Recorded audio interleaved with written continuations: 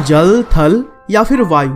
हर जगह पर दुश्मनों के छक्के छुड़ा देने वाले भारत के मार्कोस कमांडो को दुनिया के 10 सबसे खतरनाक और बहादुर कमांडो यूनिट्स में शामिल किया जाता है और बड़े से बड़े आतंकी भी मार्कोस कमांडो का नाम सुनकर कांप उठते हैं और भारत में तो इन्हें स्पेशल फोर्स के लिस्ट में पहले नंबर पर रखा गया है। काली वर्दी, मुंह पर काला कपड़ा और आंखों पर चश्मा पहने इन कमांडोज को देखकर हमें सुरक्षा का एक अलग ही एहसास होता है और दुश्मन के लिए यह बेहद ही खतरनाक तो समुद्र के लुटेरों के लिए मार्कोस का नाम ही दहशत है। और दोस्तों, Marcos commando basically Indian navy की एक स्पेशल फोर्स यूनिट है और इन कमांडोज ने शुरू से ही अपनी जान पर खेलकर बहुत सारे ऑपरेशंस को अंजाम दिए हैं। फिर चाहे आतंकियों से निपटना हो या फिर आतंकियों के चंगुल में फंस चुके लोगों को छुड़ाना हो, मार्कोस हर तरह के ऑपरेशंस में कुशल होते हैं और इनकी जरूरत भारतीय सरकार को तब महसूस हुई जब उन्हें लगा कि देश में एक ऐसी स्पेशल फोर्स होनी चाहिए जो कि समुद्री लड़ाई के साथ साथ जमीनी लड़ाई में भी पूरी तरह से कुशल हो और जरूरत पड़ने पर वह हर तरह के आतंकी ऑपरेशंस को अंजाम दे सके। और फिर इसी सोच के साथ 1987 में इंडियन मरीन स्पेशल फोर्स यानी कि IMSF की स्थापना की गई और यही मार्कोस कमांडो की शुरुआत थी। हालांकि आगे चलकर 1991 में इस फोर्स का नाम बदलकर मरीन कमांडो फोर्स कर दिया गया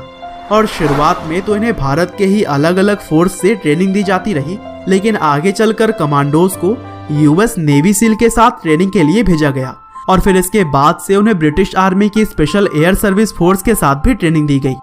और दुनिया की 2 सबसे ताकतवर स्पेशल फोर्स के साथ ट्रेनिंग के बाद मार्कोस कमांडो हर तरह के कंडीशन में दुश्मनों से लड़ने के लिए पूरी तरह से तैयार थे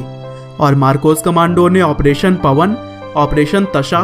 ऑपरेशन कैकट्स, ऑपरेशन जबरदस्त, ऑपरेशन रक्षक और ऑपरेशन स्वान की तरह ही दर्जनों ऑपरेशंस को अंजाम दे चुके हैं। हालांकि दोस्तों, अभी तक तो हमने जाना है कि मार्कोस का गठन क्यों किया गया, किन फोर्स के साथ मार्कोस की ट्रेनिंग होती है और कौन कौन से ऑपरेशंस को इन कमांडोज ने अंजाम दिया, लेकिन अभी भी मार्कोस कमांडो के बारे में बहुत सारे इंटरेस्टिंग बातें आप आगे इस वीडियो में जानेंगे। जैसे कि मार्कोस कमांडो की पहचान काफी गुप्त रखी जाती है और कहते हैं कि इनके घर वालों को भी नहीं पता होता है कि यह इंडियन नेवी के स्पेशल कमांडो हैं। यहाँ तक कि मीडिया के सामने आने पर भी वह अपनी पहचान छुपा कर रखते हैं और फिलहाल इन कमांडोज की संख्या करीब 2000 के आसपास बताई जाती है, लेकिन सिक्योरिटी रीजन की वजह से ऑफिशियल तौर पर इसे सीक्रेट रखा गया है। और इस फोर्स का स्लोगन है द फ्यू द फियरलेस, जिसका मतलब होता है कि वह भले ही कम है पर कम होने के बाद भी वह निडर हैं और पूरी बहादुरी से लड़ने के लिए तैयार भी। हालांकि दोस्तों, मार्कोस कमांडो बनना एक बहुत ही कठिन काम है। इसके लिए किसी भी व्यक्ति का इंडियन आर्मी में होना अनिवार्य है और कहते हैं कि 10,000 सैनिकों में से सिर्फ एक ही सैनिक मार्कोस कमांडो बन पाता है। साथ ही इस फोर्स में सिर्फ 20 साल के यंगस्टर्स को ही शामिल किया जाता है और सेलेक्ट करने के बाद से पहले तो भारत में ही सैनिकों की ट्रेनिंग होती है और फिर उन्हें US नेवी सील और ब्रिटिश आर्मी की स्पेशल एयर सर्विस के साथ लगभग 2.5 साल की ट्रेनिंग के लिए भेज दिया जाता है और इस ट्रेनिंग में जो निखर जाता है वह तो मार्कोस कमांडो बन जाता है और जो बिखर जाता है वह वापस से सेना में जाकर देश की सेवा में लग जाता है।